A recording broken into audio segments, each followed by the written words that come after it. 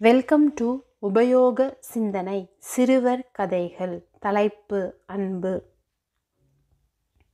வீடியோவை ஸ்கிப் பண்ணாமல் கடைசி வரைக்கும் பாருங்கள். கதை இன்ட்ரெஸ்டிங்காக இருக்கும், கேளுங்க. சீடர்களுக்கு பாடம் எடுத்து கொண்டிருந்தார் துறவி ஒருவர். காட்டுக்குள் விறகு மற்றும் பழங்கள் சேகரிக்க வந்த கிராமத்து மனிதர்கள் இருவர் ஆசிரமத்தின் வெளிப்பக்கமாக நின்று துறவியின் போதனைகளை கேட்டு கொண்டிருந்தனர். அவர் சொல்லும் அத்தனை பாடங்களும் தங்கள் வாழ்க்கைக்கு உதவும் என்பது அவர்களுக்கு புரிந்தது. துறவி பாடம் நடத்தி முடித்த பின் ஆசிரமத்துக்குள் நுழைந்த அவர்கள் துறவியை பணிந்து வணங்கினர். அவரிடம் சீடர்களாக சேர விருப்பம் தெரிவித்தனர்.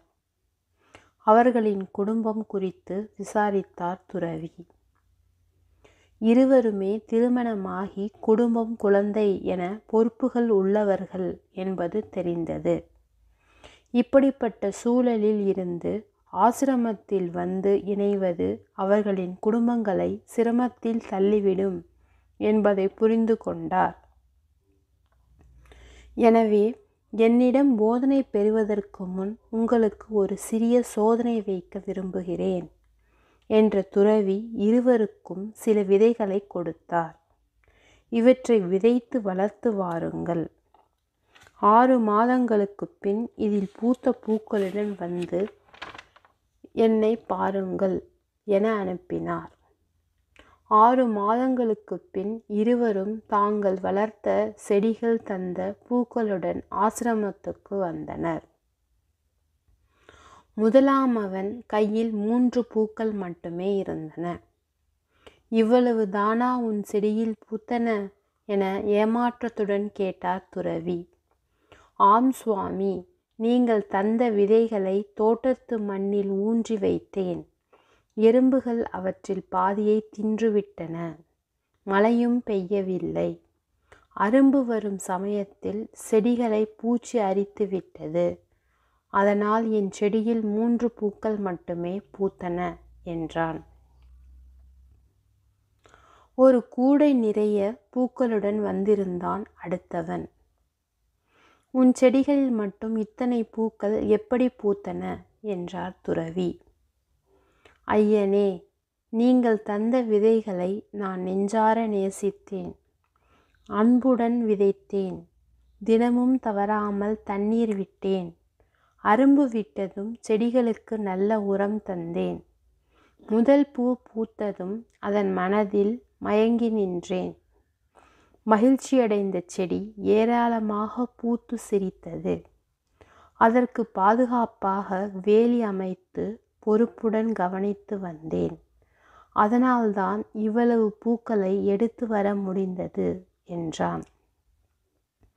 உயிருள்ள உயிரற்ற அனைத்தையும் நேசிக்கும் நெஞ்சம் உடையவர்கள் எங்கும் எதிலும் இன்பமே காண்பர். கிடைத்ததை மனப்பூர்வமாக வாழ்த்த வேண்டும். நம்பிக்கையோடு வாழ்க்கையை நேசிக்க வேண்டும். இதுவே உங்களுக்கு நான் தரும் பாடம். இந்த பாடத்தை கற்றுக்கொள்ள ஆசிரமத்துக்கு வர வேண்டும் என்பதில்லை. உங்கள் குடும்பத்தை மனப்பூர்வமாக நேசித்து அவர்களுக்காக உழைத்தபடி இதை செய்யுங்கள் எனச் சொல்லி அனுப்பினார் துறவி. முதலாமவர் செடியில் குறைந்த பூக்களே பூத்தன. அதற்கு காரணம் அவர் செடியின் மீது போதிய அக்கறை காட்டவில்லை, பாதுகாப்பு தரவில்லை. அதுபோல் குடும்பத்தையும் கவனித்தால் என்னவாகும்?